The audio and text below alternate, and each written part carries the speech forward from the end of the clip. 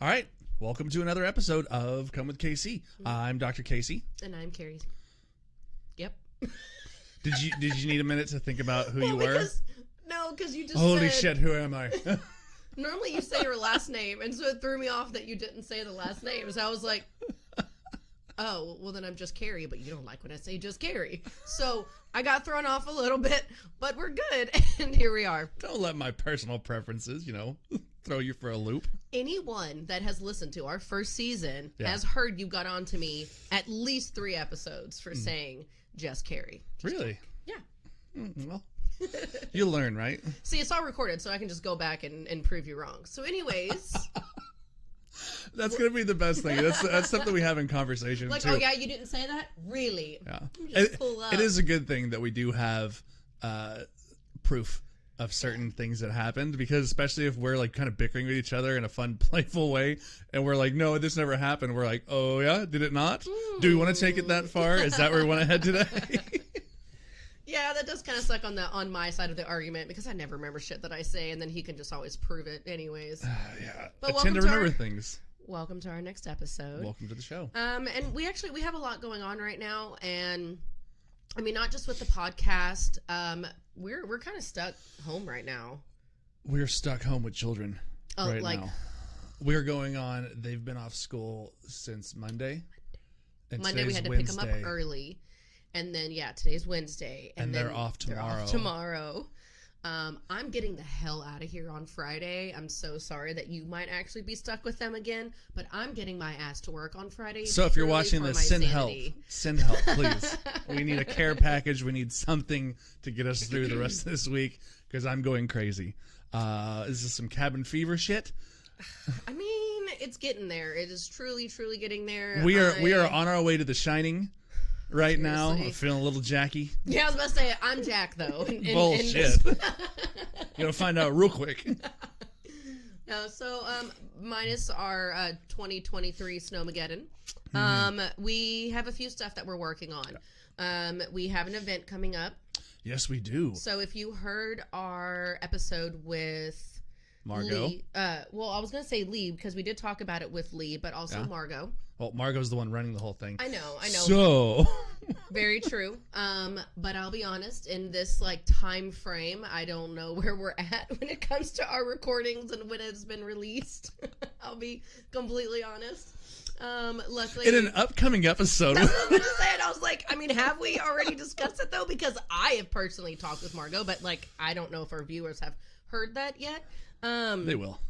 Y'all will. So, if you haven't heard the episode yet about the Shibari with Margot, there's an event called Fuse that they put on. Mm-hmm. This event is a very sex positive focused group of individuals that come together and just really focus on, again, exploring sensuality. Yeah, and understanding yourself and your sexuality with your partner, or just today's time and kind of where we're at. So we did get invited to the event, and this is our first official sex positive event that we'll be going to. I'm really excited for it. I have no idea what to expect, but that's part of the excitement, is just not really knowing. Oh, absolutely it is. Of course it is. So other than that, we are in February now, and we are our February foreplay is live and going. Yep. So if you're not on the list for that, there's still time to sign up. It's not too late. It's 14 days of just things tasks that we assign you for you to do with your partner or solo. Mm-hmm. Really, you can. You want to practice a little self-love? Go ahead. Yeah, I don't really see why not. This doesn't necessarily have to be geared towards relationships. Yeah. But so we're doing our February foreplay, which I love that you came up with that. Mm-hmm. Mr. Good with words. That's what I do. It's the benefits of being a songwriter. See, you are very talented, and I'm just funny. You know. That's all you got going for you? I'm literally just funny. Oh. And I got great tits, but other than that, I'm just funny. No, so we have the event coming up. We're doing the February challenge. We have a lot of interviews set up. I really have been enjoying these interviews. It's fun to get we get to sit down with some of these people, and keep in mind, we go into these interviews with like, we don't do a pre-interview with these people. Yeah. We don't sit back and go, all right, here's the entire episode planned out. We're going to ask you these specific questions, and we want specific answers so we can keep things really concise. We like to have just conversation. And we will while we do, like, have a couple of key ideas that we want to cover, we try to keep it in such a way that is just, like, informal, back and forth conversation with input that is real, raw, and authentic. I mean, technically, we kind of do that with all of our episodes. Yeah. And that's one of the things that I do really love about us and I think it helps it not feel so structured, is we just kind of sit down and chat sometimes, and it turns into an episode. And the same thing with these people that we're interviewing. And it's not just the, like, deconstructed version that we do. It's also, I'm getting a lot of information. Like, I love how much that we're learning, and then our viewers are going to be able to learn, because again, we are very informative on, like, what we want to talk about, but there are aspects that maybe we want a different perspective, and so to have these people come on, it's been great, and so far we've got a lot of interviews coming up. So many, and it's not just that, we have a bunch of people, like, actively trying to get on. Yes, and the good news on that front is that we have some very high profile characters coming along the way with us, so you can be. Look at us, damn! Like, that's just so cool. Who'd have thought? Who'd have thought? You know, we did. That's why we're doing this in the first place. Because true. We know what the value is.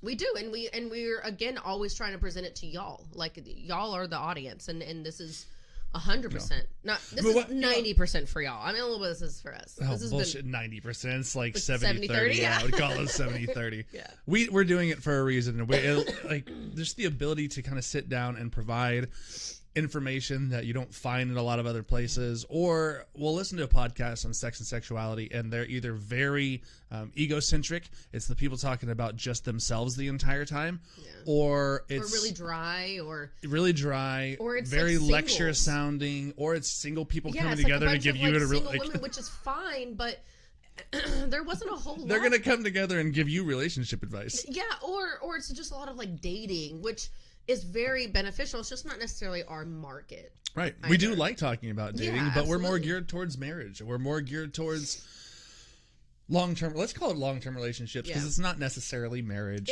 It's really, really not. I mean, if you're committed with someone and y'all are trying to grow together, then this is definitely the podcast for you. And you know us, like, we're even just the two of us, we consider our dating relationship vastly more important than our marriage. In all honesty, like, yeah. We celebrate harder on our dating anniversaries than we do our marriage anniversary. Well, because in all honesty, like, dating, I think that's also what keeps us, like, fresh and like, current with each other. Yeah. Is the dating aspect. Yeah, we try to keep that view in, like, right in the center, right? Yeah, absolutely. And that's what we want to help other people do, is so you're not passing that point of we're married, I have the thing, and now I'm going to just treat it. It's the thing, and there it is. Like I have it, and I don't even know the fucking words I'm trying to use right now. Okay. Hopefully, you're getting the point of what I'm trying to make here, is that people tend to lose the value in their relationship once they cross a threshold of being married for a while. Yeah, it's like, I have it, and they have taken possession of it, and they stop caring as much. Which is honestly why this, like, February foreplay is so important. Yeah, because it will help you kind of, like, reignite anything that you might have, like, fallen off of, or maybe, like, kids have made things more difficult. Like, trust us, we do understand that. Like, again, we've said this a dozen times. We both have businesses. We have kids. Like, it's hard, but we choose to make the time for one another. So but in part, our kids drive the conversation that we have on these episodes too. Yeah, absolutely. That's like what we wanted to talk about a little bit today. Yes, actually, yeah. So I'm in Walmart yesterday, braving the thin layer of ice and snow that's on the ground. Yes, and I watching sent my husband to Walmart while I stayed home with the kids. Watching all the fun drivers on the road just sliding about, or, like, pumping their brakes, doing all sorts of crazy stuff, trying to drive through this. And I'm in line, and I watch this little kid who is trying to get their dad, to buy him something. And they're just sitting there like, Dad, and trying. And the dad's like, maybe. That's his response to every question. Maybe. I hated maybe as a kid. Right?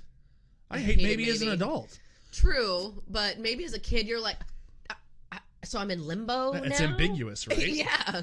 So that's like the first thing I want to talk about today is think about the last time that you used or you were told maybe. Whenever we have kids, or whenever you were a kid, you were told maybe for a couple of big reasons. One is because your parent was trying to delay the consequence of saying no.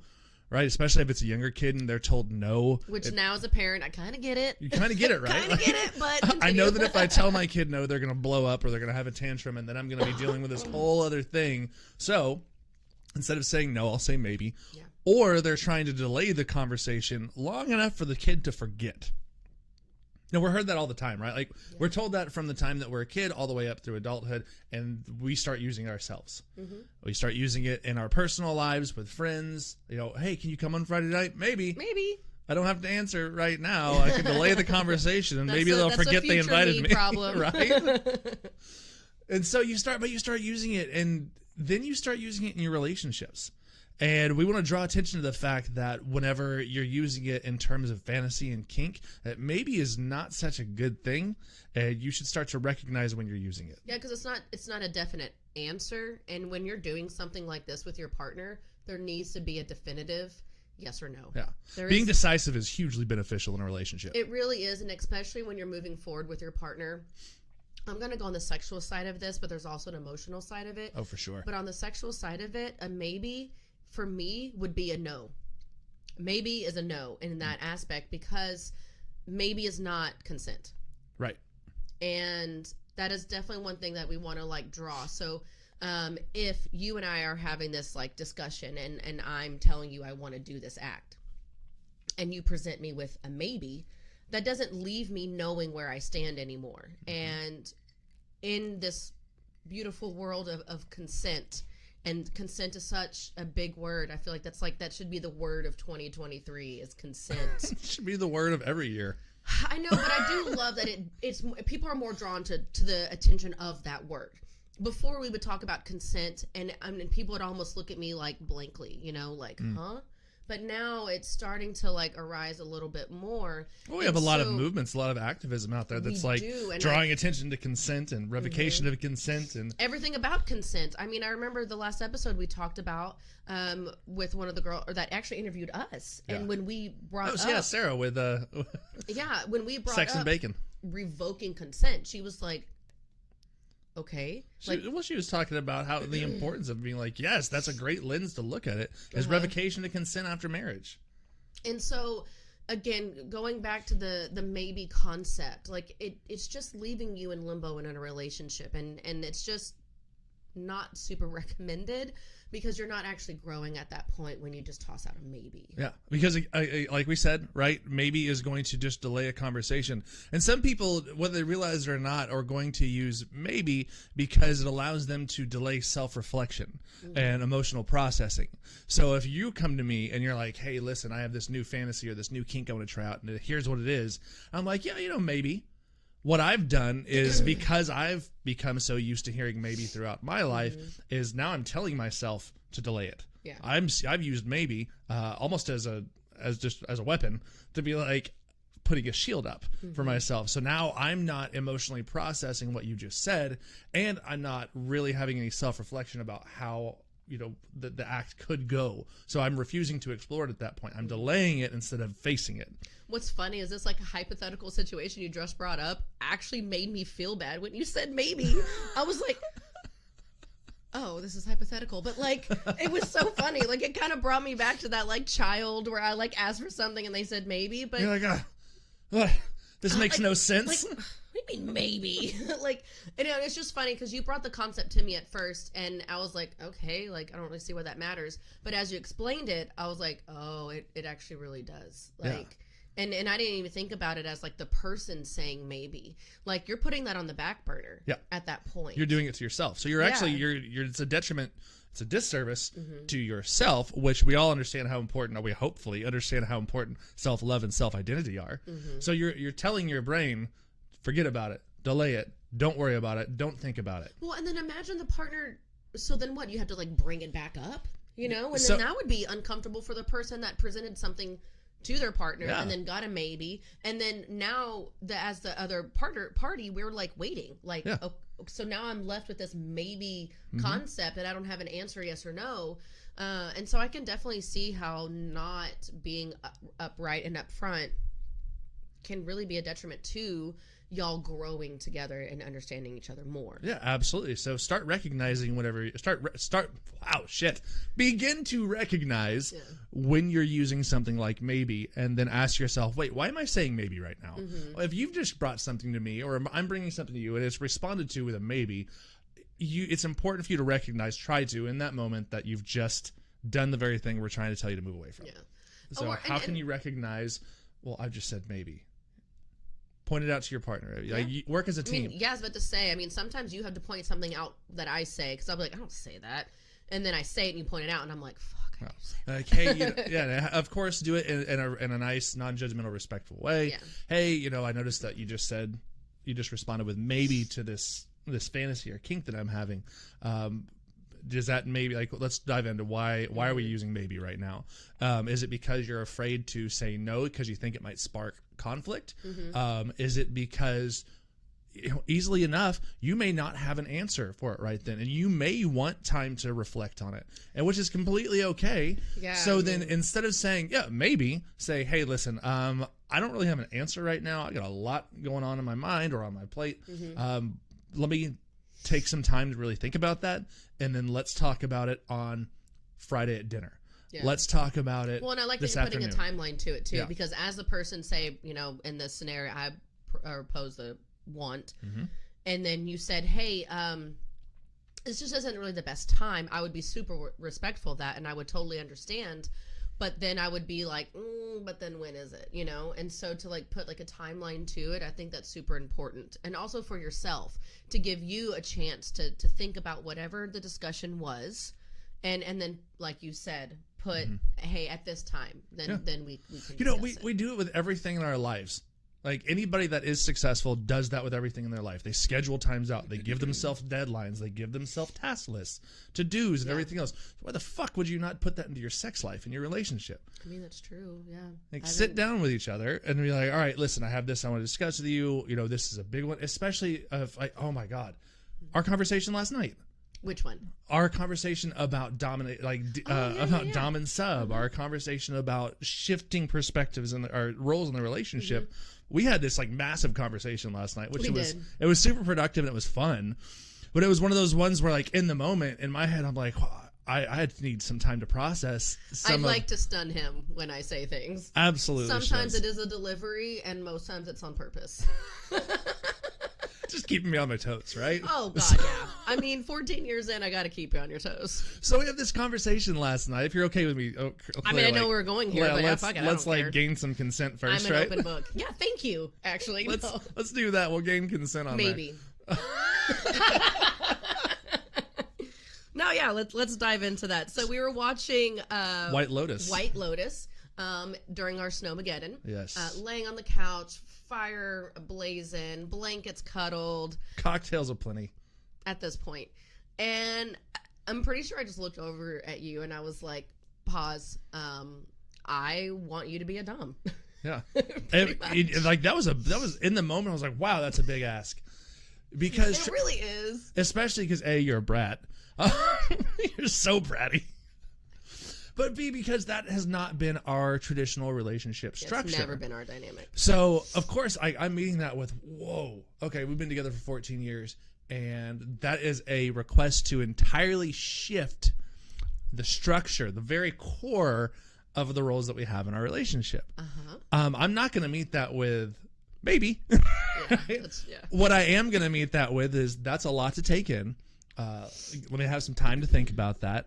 And we're going to circle back around to it on given date. But in all honesty, like, me bringing something up so, like, extreme, I do that often. I really do. It makes no sense at the time of when it, like, I don't know. But I do that often.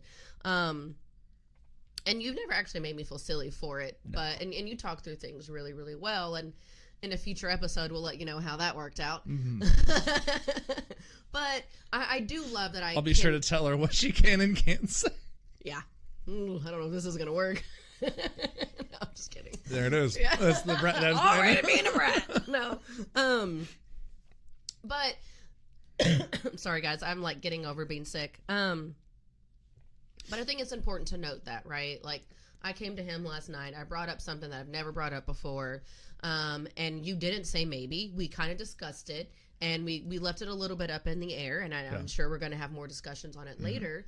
But you need to be able to present a safe place for you and your partner to come together and just we talk about comfort all the time. It's one of the 3 C's, right? So it is. And where were we last night? Comfortable environment.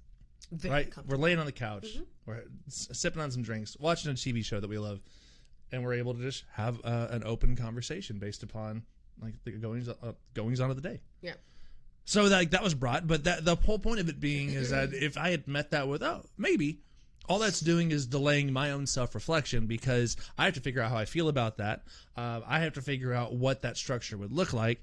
I have to figure, there's a lot to process on both the physical and emotional level. So I don't want to meet that with maybe, because now it pushes it back in my mind. What I want to meet that with is, I hear you. I understand what you're saying. I mean, I'm pretty sure you led with "you're a brat." You dom a brat. It's possible. It's entirely possible. People tame lions for they can do it. It can happen. But there's a lot to process there. So again, instead of being met with maybe, it's met with, look, I get it, and let's talk about it further.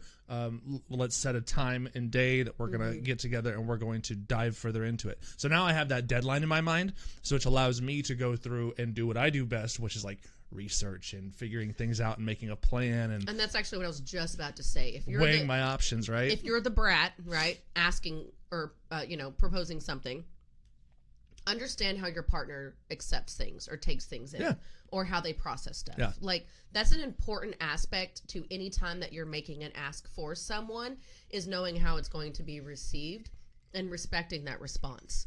But I do love this message that we're sending out, is when you are going through and you are making the ask, and if your partner says maybe, ask them why the maybe. Why is it a maybe? Do you need more time?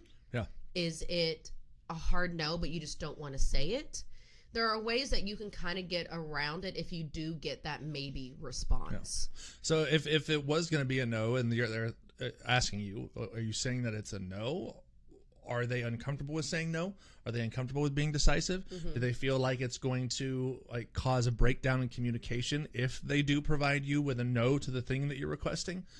So that's why we say make it a non-judgmental and comfortable space for you to be in. Yeah. So if your partner is like, hey, listen, that sort of thing really isn't for me.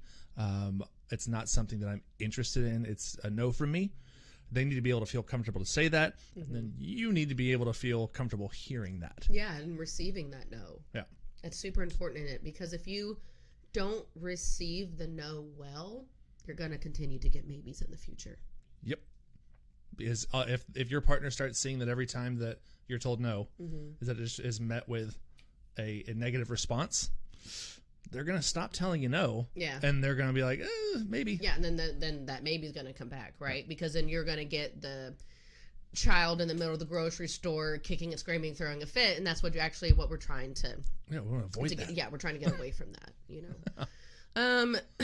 So the other big topic that we do want to go ahead and discuss, and one thing that I want to bring in, I didn't realize how well that maybe conversation was going to go, truthfully.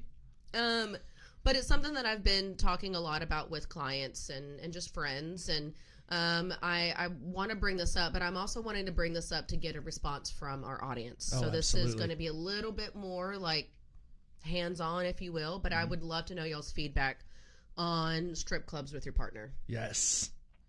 It's been a really big topic lately. It has, hasn't it? And I don't know why. I don't know if all of a sudden or maybe I set it to my phone and then my phone started popping up and showing me everything. But I'm at night next to your phone just going strip clubs, strip clubs, strip clubs, strip clubs. Which is a funny story. If you have listened in the past, I've never been to a strip club. Carrie has never been to a strip club. Not once. I tried once, long time ago, and they wouldn't let me in. It was 2 girls, me and a friend, and they're like, you have to be accompanied by a male or you cannot get in. Which, the times have changed. It's not this was I swear this was 15 years ago. Maybe even longer. I think I just turned 18, so this was a long time ago. But, yeah, I got told no, and so I just actually had never attempted to go back. But I think it's a very interesting topic because I'm in this girl group and it was brought up as, do women in this group think that going to a strip club is cheating? See, and that's such a good question because the responses are typically going to be very one-sided and very narrow-minded as well. Yes, there were a lot of that, but it was honestly pretty evened out. I was really surprised because when I saw that question, I was like, fuck yes, this is great content. Save it for the podcast. Yeah, and so like I pull it up and I'm reading a lot of it, and there were definitely a decent amount of women saying, no, it's not okay. Now, I did go one step further, and with going one step further, all the people that said no, I went to their profiles and I looked. So you did a little stalking on them. We're calling it research. It's just research. Research. They were older women. Yeah. So I am curious if that's a little bit more of like a generational thing, or like how does the general public view strip clubs in the first place? Yeah, like, and so when I went through and I was looking at a lot of them, the people are like, no, that's disgusting, that's cheating, blah blah blah. It was older women, and then the younger ones were like, you know, it's not necessarily as bad as people think it is. There was a lot of strippers that were responding and were like, look, we don't want your man. Yeah. Like, we have no desire for your man. There was one lady that posted and she was like, I was a strip club owner. And she goes, and I can tell you out of the 15 years, she goes, not one person started dating their client. Like, she goes, that's just not how it is. And so it was a very like interesting perspective on that end to kind of see like this generational mindset on, yes, it's okay, or like, no, I wouldn't do that. One unique one that I saw, which I could actually get on board with, is one of the ladies was like, well, considering my husband doesn't have a job, and if he's spending my money, I'm like, I can understand that one too. But I think as long as there's like that like sense of communication and giving that consent, yes, you can go and do that. Yeah. And you're having that conversation with your partner. Yeah. Well, so let's start there, right? Okay. Let's start there. Let's take a step back and look at the conversation as a whole. Is what conversations have you and your partner had about attendance at a strip club? And B, what constitutes cheating in your relationship? Yeah. I think that this is such an important topic because I think that people have this assumption about what constitutes cheating in a relationship, and they never have the conversation with their partner. So one party is like, well, I would consider having flirtatious online messaging with another person, regardless of sex, regardless of gender or anything, as cheating, while the other person might say, well, I do that all the time. I never really thought it was cheating. I thought it was just harmless flirtatious conversation. If you don't have that conversation, you don't establish your ground rules and your boundaries about what you're comfortable with, you aren't going to ever move forward from that. So the step one in that strip club conversation is to have the larger conversation about boundaries in the relationship and what the expectations of the relationship are, which is something that should be had earlier on as you start to let's move into a longer term relationship. Right? So sitting down with the partner and being like, hey, let's talk about what we're comfortable with, what we're uncomfortable with, hard limits. Let's get up that yes, no, maybe list, not just for sexual acts, but for acts within our relationship, interpersonal communication, all that kind of stuff, to find out really where we both stand and how we might be able to move forward.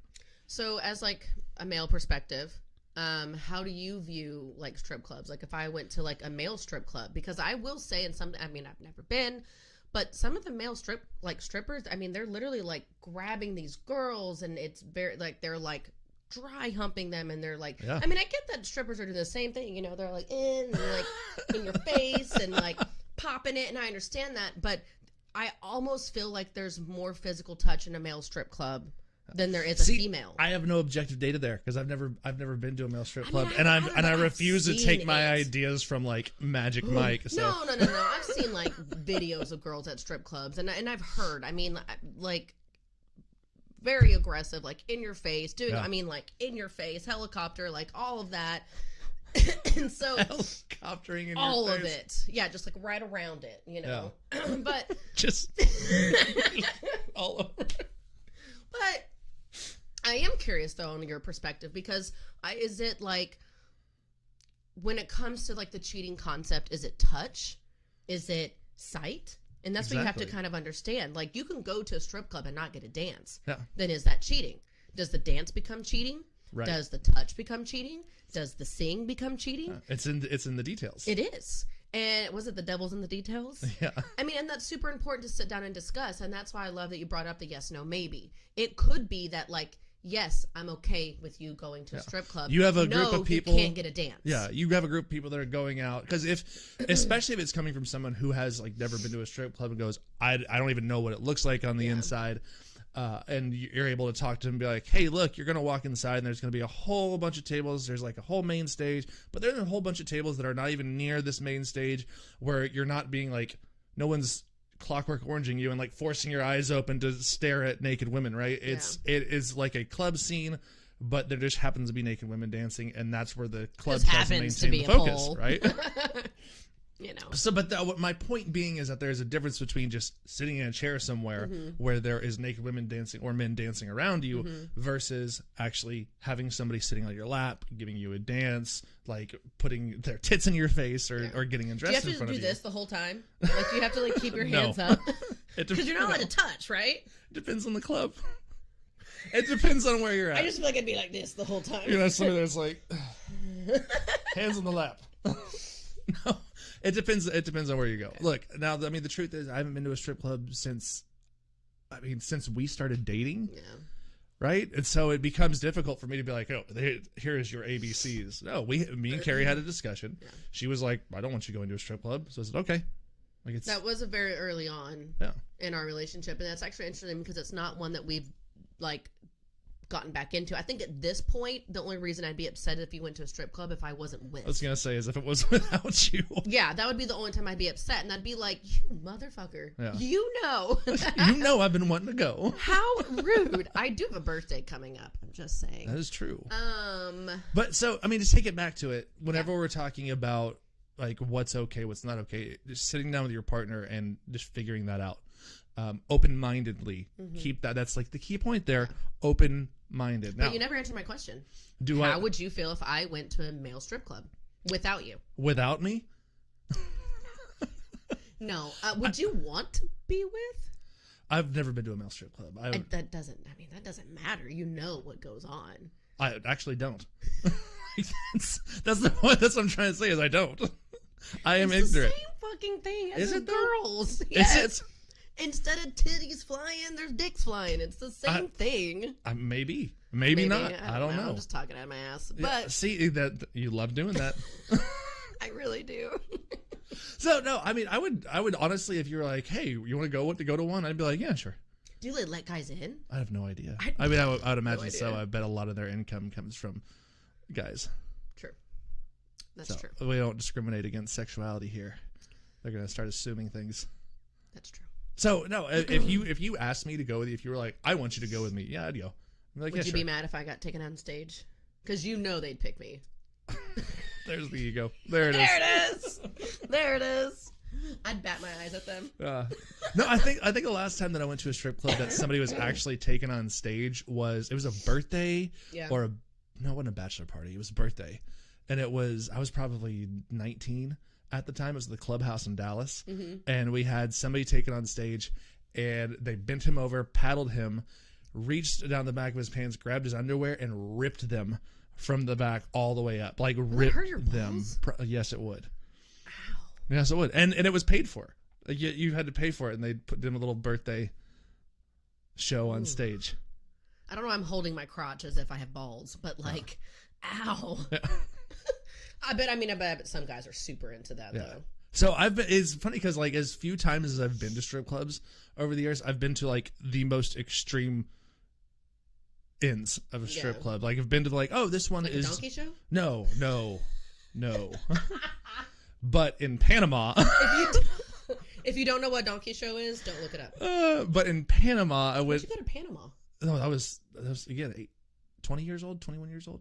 That was long before you and I. I went to Panama with some friends. Yeah. And we were going to a casino down there, and then we were taken to a strip club down there. It was called, I don't remember what the name was.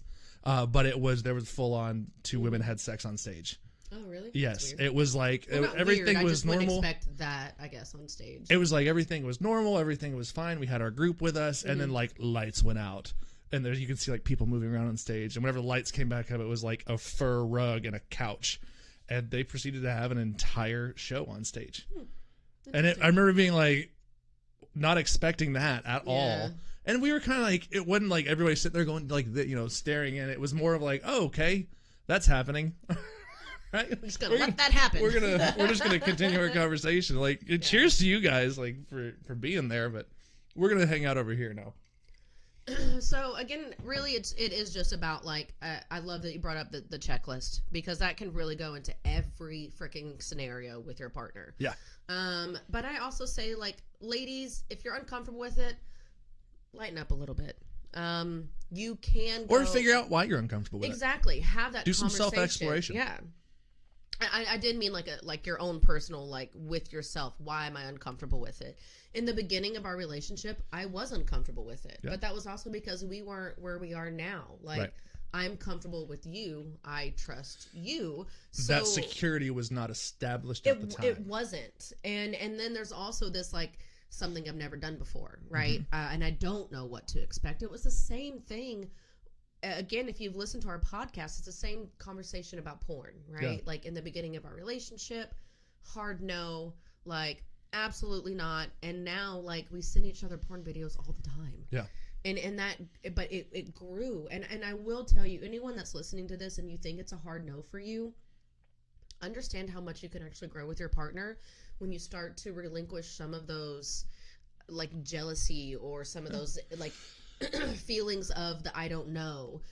Once you kind of release that, it really does, you end up growing with your partner. It's one of the reasons why I like our dynamic. You're the here's how to do it, and I'm like the why do we do it in the first place? We have that conversation, And so my advice on that is to, again, go back to, like, well, why do I feel this way in the first place? If my partner's coming to me with something like us going to a strip club or us watching porn together, or even further than that, depending on what the act may be, it is super important for you to go back and be like, this makes me uncomfortable. Why does it make me uncomfortable? Why do I have these ideas in my head about why, why I feel this way? Explore them and revisit them. A lot of times we build these core values, these principles, and then we just almost religiously stick to them. We never let them go. We hold on tight, and they're so ingrained in us that we never even question them anymore. It becomes dogmatic. And so it's important for you in your relationship, when these things are brought to you, is to figure out why. Why do you feel this way? Like, explore it a little bit further, and then begin to ask yourself, would it be possible for me to change these views?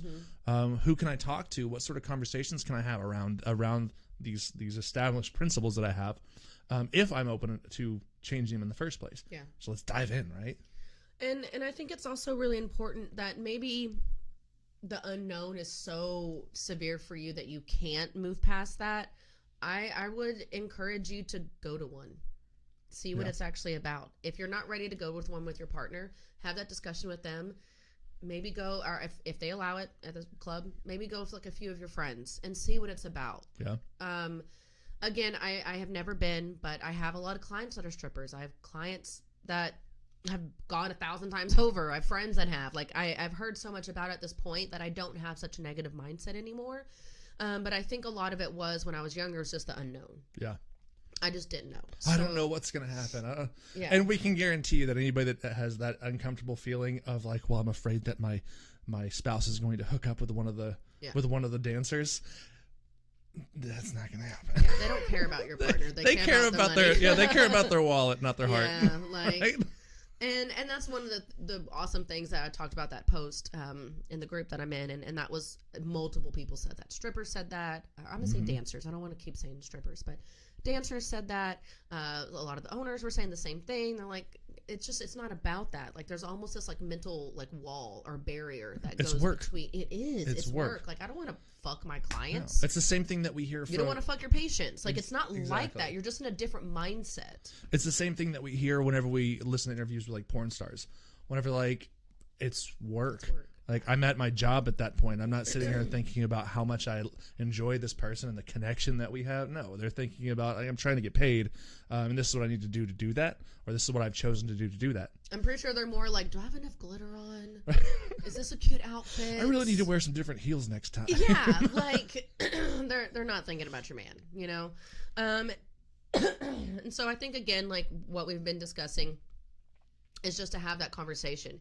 Even back to the maybe concept. It's about having that conversation with your partner, feeling comfortable enough to be able to sit down and express the things that you want or the things that you don't want. And then if it is something that you don't want, and you know that your partner does, then maybe, like you said, do some self-reflection and try to like figure out the why. Why is it a no? Yeah, that's always my number one.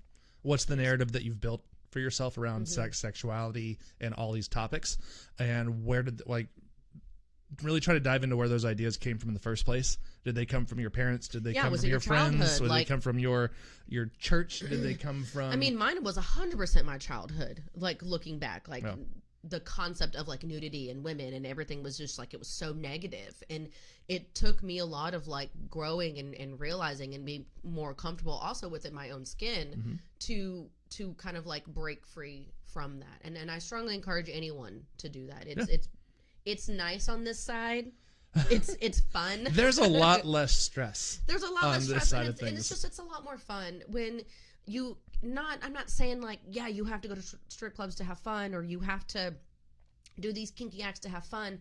But when you release this like hold that you have on your sexuality, there's so much fun and pleasure that can be had. Oh, for sure. Release the hold. I thought you were going to say release the whore. Well, now I am. No. And if you need to, if you're somebody like me, do some reading on it. Like, go find some books. Read through, like, top of my head, like Ethical Slut would be a good one, because you can start to get a better view about maybe why other people that do not think along the same lines that perhaps you do, make the decisions they make, and why their decisions are okay. Why you should maybe just hold yourself into a certain regard and understand that other people don't hold themselves in that same regard. Yeah. And their bubble is okay. It's fine. Like they're doing no harm, right? As long as they're not harming the people around them, it's okay. Unless they have consent.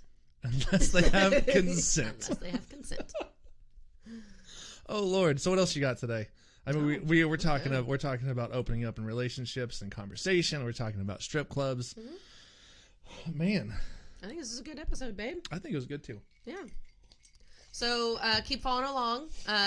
If you can, we would love this whole, what's the thing that you say about about YouTube? Share, like, subscribe, whatever that thing is. I don't have that down. Subscribe to our YouTube channel. Make sure you're following us on social media, our Instagram, Come With Casey. Ensure that if we are asking questions, we want to hear from you guys. Yes, I really want to hear about this topic. I'm not joking. Yeah. I'm not just saying that. Comment below in the section and in the YouTube shit. Yeah. Like, let us know. What is your opinion on it? Because this is just the first time we're discussing it. We're going to have another discussion after we get some feedback from it. We may even call some people on to be on the show and or give their opinion on it. Yes, and whenever you're listening and you have a thought in your head, oh, I wonder about X, Y, or Z, you're not the only person wondering about that. I can guarantee you there's many others out there that have the same line of questioning going through their head. So if you're the person that speaks up, it's going to benefit not only you, but all those other people. So do it for yourself and do it for those around you, the community, and do it for Kari, apparently. Last thing that I want to say is that if you are following us and you want to get on this February foreplay, you can go to the link in our bio. You can fill out the form there. It's never too late. Just because this is day 1 doesn't mean you can't join on day 6, 7, or 8. Yep, and we can send you all the previous ones too if it's something that you want. So yeah, cool. All right, so for another episode of Come With Casey, I'm Dr. Casey. And I'm just Kari.